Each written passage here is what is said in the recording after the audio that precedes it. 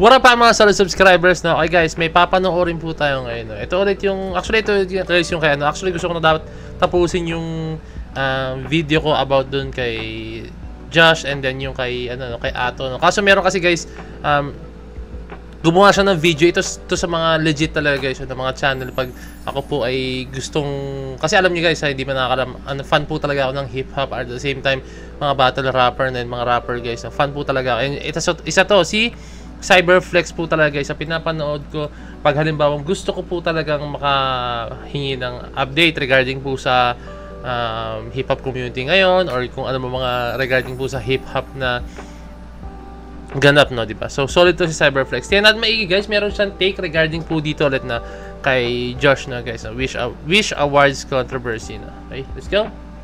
All credits to kay kay Cyberflex ha. Kanya po itong video na to, no? Hiramin lang natin, panoorin natin and magbigay tayo ng insights natin since tayo po ay fan ng SB19 and tayo po ay magko-comment din or magbibigay ng insights regarding po sa kanyang take, no, regarding sa sa issue na to. Okay, let's go.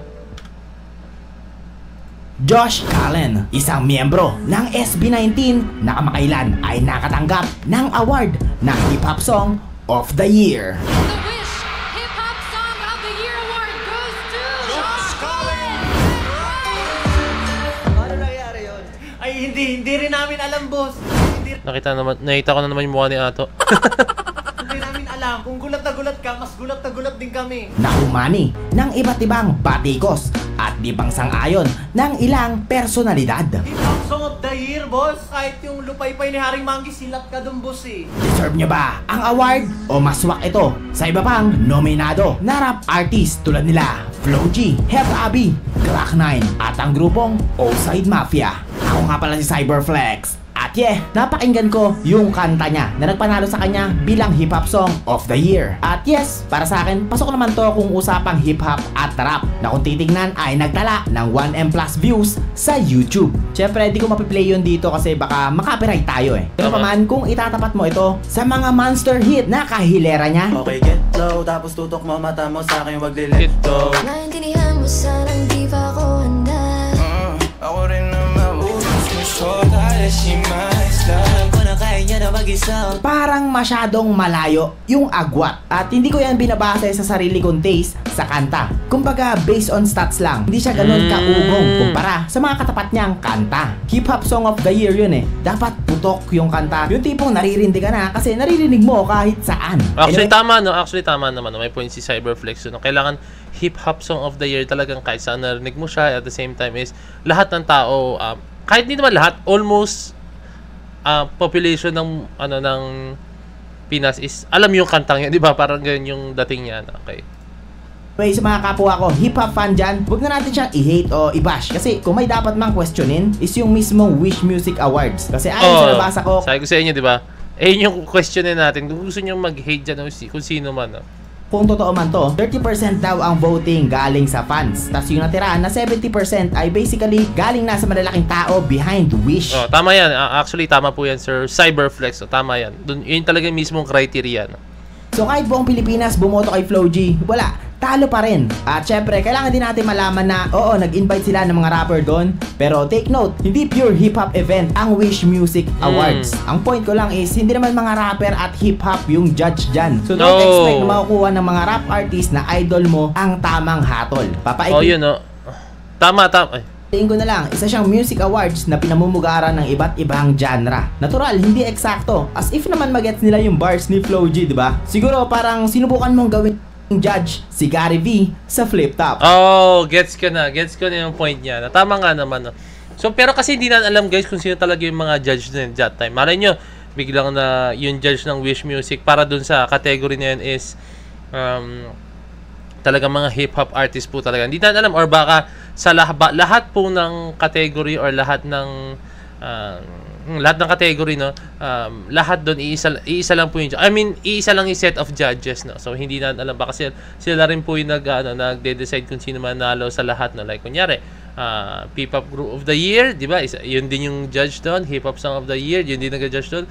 Hip-hop performance of the year, yun din yung judge doon. Kumbaga sa lahat sila na po talaga yung set na yun, no. So tama, medyo sumasang-ayon ako doon sinabi ni Cyberflex na I think baka yung ano na yun is baka hindi siya ano no, hip hop artist. Pero despite guys no, syempre irespeto natin guys no, kasi lahat naman tayo dumadaan sa ganyang controversy no. For me guys, as a fan of SB19, okay sa akin yung Get Right, as in maganda talaga yung Get Right guys no. Since ako ay nakikinig po talaga ng musika po talaga ng SB19 no. So swak sa tenga ko yung kanta ng Get Right no. Swak din naman sa akin sa kanta ko yung swak din sa pandinig ko yung Get Low, and then yung mga kanta ni Flo G no. Kasi mga kasama nila sa ano, syempre kay Sir Glock9 no. Swak siya no. Pero since I'm a fan of SB19, Josh, and then yung mga hip-hop artists, no? Para sa akin is, mahirap siyang timbangin kung saan ako papanig, no? Kasi, ayun nga, mahirap. Pero kasi kung ang trip mong pakinggan talaga usually is yung mga, yung mga artists na gano'n, no? Ganong klaseng tugtugan, no? I think mas magsa-side ka ron, no? Pero for me kasi, fan ako ng side na yon, ng artist na yon, and then mga ganong klaseng kanta nila Flo G, Glock9, and then fan din kasi ako ng SB19 and syempre ni Josh no. Kaya di ko alam kung paano siya titimbangin no. So mahirap siya timbangin. So hindi ko kayang pumili. I think nahirapan din talaga sila kung paano nila titimbangin 'yan. Kaya, yeah, intindihin nyo na lang. At pasingit ko lang, kung di nyo alam, maski si Eminem, hate niya rin dumalo sa mga music awards kasi feeling niya wala namang justice or ginagamit lang sila at mga pangalan nila para umupo at mag-abang ng awards na most of the time is kahit anong galing mo is mapupunta pa rin naman sa iba. My answer is no for 100 million years. Never again will I go to the grave. Travis Scott, ganyan din. So, ganun pala, no? Okay, siguro, I think, nagigets ko yung point ni Cyberflex, no? Siguro kung hip-hop event siya, no? Yung mga ganyang Grammys, no? Hindi talaga usually nagigets sila kung paano po talaga bitawan or yung mga lyrical, hindi ko lang kung tama yung term na sabihin ko, yung lyrical ability ng, nung mga artist na talaga. Hindi nila magigets yun, lalo pag nagmumulti, hindi nila alam yung pinakatamang structure po talaga, no? So, ayun, I think nag-gets ko yung sinasabi niya. So, si Eminem parang nagsawa na siya kasi yung Grammy, yung mga nag-judge naman dyan is hindi naman legit na hip-hop artist. So, siguro yung sinasabi ni Eminem na. Then, ilang beses na nag-walkout sa awarding yun. Sa sobrang galit niya nga dinis niya pa nga. Nominated for a Grammy for Best Rap Album. This song we gotta just bring it home. And the Grammy goes to Killer Mike. Anyway, mabalik tayo sa They slept on me 10 times. Gets. Grabe, no? hate na natatanggap ngayon ni Josh. Natural yun kasi hindi pa talaga siya tanggap sa hip-hop. Tapos biglang boom, panalo siya. May hate talaga siya makukuha doon. Tulad ng sinabi ko sa inyo kanina, di ba? Sinabi ko sa inyo kanina. Kasi sa mga ibang video ko rin to, no? So, bago pa sa pandinig ng mga tao yung style ni Josh, no? So, hindi pa siya na-appreciate. Pero kung tulad natin sila na tayo, tulad ko, nakikinig na po talaga sa kung paano po yung paggawa ng kanta ng SB19 ni Josh, yung structure, no?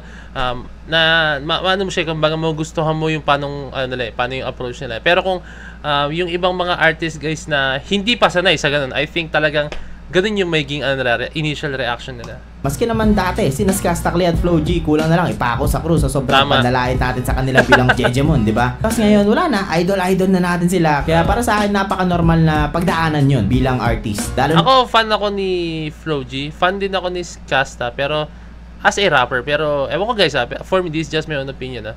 Si Flo G, gustong-gusto ko siya outside, kasi may kakilala ko guys na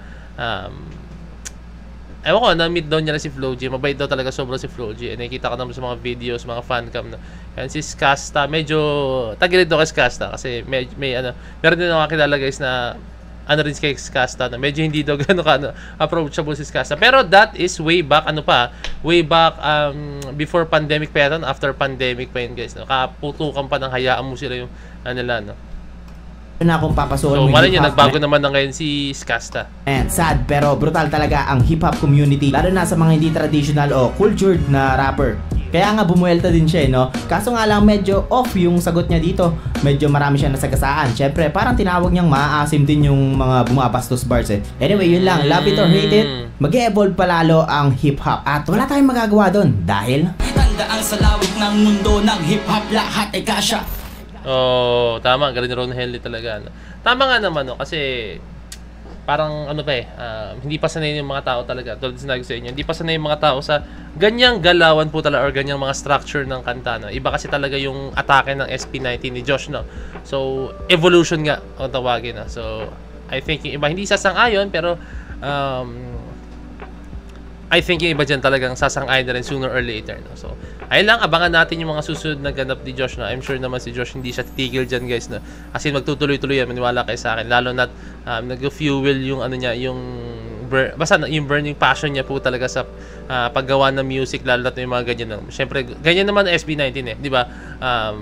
Di ba naalala niyo dati, ang dami nilang hate, no? And then, mas lalo silang na-trigger, like, mas lalo silang nag-push na to prove them wrong, no? So, I think, ang gusto ni Josh, I will prove them wrong and magagawin ni Josh na. Thanks, and guys, maraming salamat sa aking video. At the same time, kay Cyberflex po ulit itong video to, all credits po sa kanya, no? So, ayan, I'm just a big fan of his channel, no? Kaya, ayan, pinanood ko lang din itong video na. So, ayan lang, this is me, Point of It, signing out. Peace! Let's see.